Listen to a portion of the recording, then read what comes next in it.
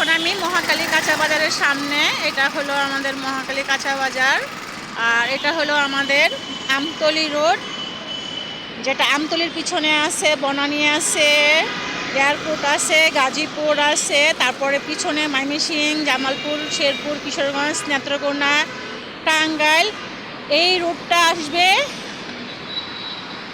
এটা হলো আমাদের নাবিস্কো রোড, নাবিস্কো, সাত রাস্তা, মগবাজার, গুলিস্তান।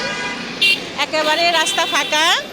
যারা এখানে ঘন্টার পর ঘন্টা সিরিয়ালে দাঁড়া থাকতো তেলের জন্য, পাম্পে ঢোকার জন্য, এখন আর সেই গাড়িগুলি নাই। এখন পুরোটা রাস্তায় ফাঁকা। দেখেন, আজকে হলো বুধবার 29শে এপ্রিল, 16ই বৈশাখ। একদম ফাঁকা। যারা ময়মনসিংহ থেকে আসতেছেন, গাজীপুর থেকে আসতেছেন,